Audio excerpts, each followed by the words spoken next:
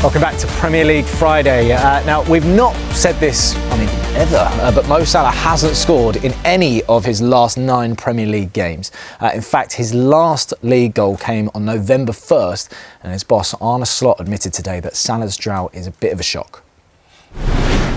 We are used to Mo scoring a lot of goals, and that's, at this moment of time, maybe the biggest difference in his performances or in his game time. But we also know, even in my time, this has happened before. I'm not exactly know if it happened 9 games in a row, but I've had these questions earlier. He didn't score for 3, he didn't score for 5, or I don't know exact numbers. But I also know that in the end, he always starts scoring again. And that's the challenge he has now and we have now to make sure he starts scoring again. Yeah, it's a really strange position. It's just such a strange season, I guess, with Mo Salah. Julian, looking at this, is this form that Salah's been in, do you see it as a blip or is it a genuine decline? I think it's probably the start of the decline, really. There's nothing wrong about that. He's 33 years old. It was always going to happen at some point. He's maybe not as quick as he used to, certainly not as efficient in front of goals as he used to. There was obviously the crisis before AFCON when he went public. Remember that mixed-zone interview after the Leeds game? And then he went away and then came back. And since coming back, I'm finding him of form, really. There's those big chances that he misses. I didn't like his attitude being taken off at Forest on Sunday. I won't lie. I think you haven't played well. I don't know why you're surprised that you're coming off, but the face he pulls, not just there, but also then on the bench, knowing that the cameras will be on him. He's a club legend and one of the greatest players they've ever had, one of the greatest in Premier League history. I get that. But you're not in good form. Surely he sees that himself. He knows himself he's not in good form, right? Why are you surprised? And I even thought Liverpool played better when he was off the field for the last 20 minutes or so, to be fair. As a ex-pro, how do you view that? You must have seen players at that level and then all of a sudden... 100%, and no one's entitled to, start just because of what's happened and records has been done. You're judged on the season and your current form, and the only way to get out of it is just by hard work. Listen, he seems like the person on the training pitch. He gives everything. He's trying to make it happen for some reason or another. It's just not clicking together. Listen, the standard that he's set in the last 4 or 5 seasons has been ridiculous. The numbers that he's produced as well has been absolutely outrageous. There's a little bit of confidence has probably dropped as well. It's a factor of a few things, but like I said, you've got to suck it up, and the only way to get back, the only person that can get back to it is him. There's no one else. He's not entitled to go, well, I should stay on for 90 minutes to try and get me a goal. Do it earlier. How much damage do you think something like that can do to a dressing room, though? In reality, you got one of your most decorated senior players, club legend, and there's discontent there. Yeah, well, it can be if he stays on the pitch when he doesn't deserve to be staying on the pitch. Yeah, exactly. So you think that's what starting him and playing him when he's not playing well? Well, I think you get to a point where if he's still not performing, then it's a time where you go, look, if he's at that much out of form, but you've also got to remember that at a flick of a switch, he can just, manufacture and manoeuvre something into where he wins a game for you as well. But at the moment, he's going to be on that tight lines where he's going, do you know what? He's not performing to the level where he should be starting a game. Look at Rio Gamo that come on.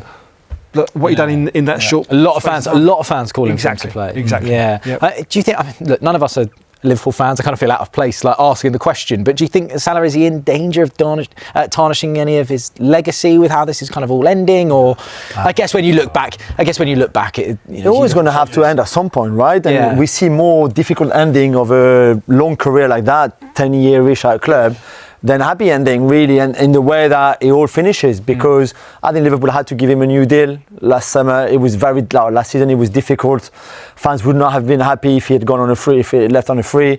But you also knew by giving him 2 more years that at some point the decline would start. It was inevitable, and it might obviously prove us wrong and score a hat-trick this weekend. Good for him and good for Liverpool if he does, no problem. But those numbers are not a coincidence either. Take us inside that dressing room, Sid. There must be some form of divide going on. Will it go quite clicky? Because they were not happy after the first crisis. Remember Alisson and Van Dijk? That's right. Yeah. And again, I think at that time where the performances wasn't right as well, there comes a divide by saying, you shouldn't be getting special treatment than anybody else. We're all in this together. You know, the team is together, the squad's together, and it's put on obviously the head coach and the manager. Yeah. It can cause a divide. It can cause, but like I say, that's down to the manager then to make the decisions in games or before games or in training to say, no, you know, he's not performing to the level. X or Y deserve to start, or I'm going to change this around, and then it puts it on the player. You know, Mo Salah, are you determined enough? Are you hungry enough to get back to try and get back to the levels that you've done before? Yeah, I mean, look, for me, sorry, I know Dembele won the Ballon d'Or, but for me last season it was Salah. No, come on, it was not you, Roman. Listen, I just thought he was unbelievable last year. Let's relax and behave here. Next year, though, do you expect to see Salah in a Liverpool shirt? I don't. I don't. Question. No, you don't. No. You think this is the season? Yeah. We'll have another year left, but I don't think so. And I think they'll be looking for a right winger, probably left-footed, as well, to replace him. Okay.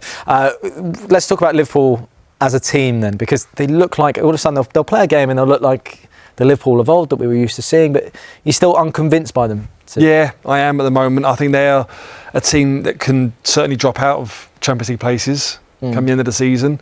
At a crucial time at the season as well. You know, this man, he's been absolutely superb. He's been the go-to, the mainstay, the one who's taking responsibility. I thought they got away with a lot of luck on the weekend in that. But listen, sometimes you earn it, and it comes around. I know Jamie Carragher said this game was one of the Premier League's greatest robberies. The first half, his words. Half was one of the worst I've ever seen them. Yeah. But you think, you know, players like Szoboszlai had to step up this season, right? Yeah, and he has done that, hasn't he? Throughout, you know, look, I just think it's a transitional period with Liverpool Football Club as well. Even with the manager, I'm not certain that he may even be there next season as well, depending on where they finish. And Wirtz is injured now, and we're not really sure when Wirtz is coming back. And Wirtz had looked much better. The team has looked much better when he was in charge, really. And now you have to change probably Szoboszlai as a 10, Frimpong coming back at right back. But it's difficult when you lose a player like Wirtz at this time of the season. Yeah. Have you been shocked by Szoboszlai's, I mean, I don't want to say emergence, because he's always been fantastic, but it feels like he's really stepped up this year. He stepped up, and it seems to me that he's thrived on stepping up as well. He's sort of like these goals, for instance, big moments. He's sort of like literally, when he stands over it or when he's on the ball, you actually feel like he's going to make something happen. Yeah. Something's going to be created, and that's a big character, a big personality. When he's watching others not performing to the level, and he's going, listen, lads, leave this one to me. It's fine. I've got this. Yeah. But try and contribute at some point. He's the next club captain. Once Virgil goes, Szoboszlai will be Liverpool captain. You think that's it? Yeah, I think he's got everything to be the captain. And soon we'll talk about contract extension as well, because he's out of contract in 2028.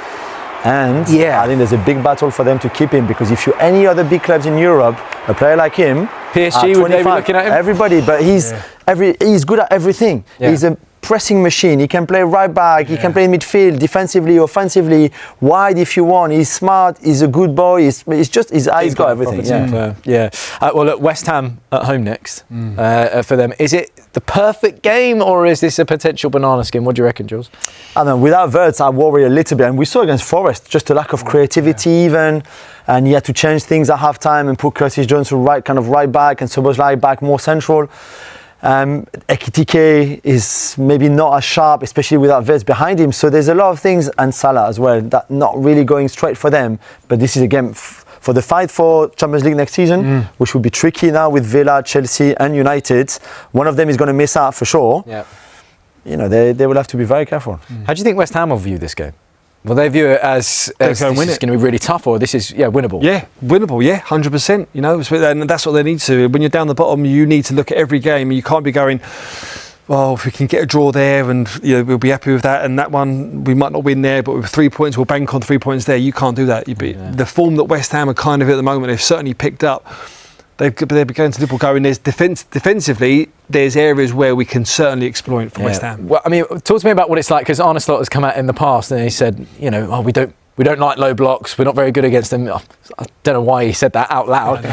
But I mean, this is a Nuno special, isn't it? Yeah, that's it. Suck up the pressure. Defensively be sound. You've got to be disciplined, follow your runners, and then you got to be clinical. That's what it comes down to. If you're going to hold off on possession and then soak it all up, when you get chances to break, you got to break with pace. And when they're in them attacking positions, your attackers, you have to put the onus on. You've got to put pressure on to say, listen, you may only get one chance in this game. If you get it, you have to take it. Yeah. Very quickly, Jules, Crysencio Somerville had a phenomenal season. Expect him to maybe produce something against Liverpool? I think so. I think he'll be called up by the Netherlands national team for the first time as well comes March, because he deserved it. He's been outstanding. Fantastic.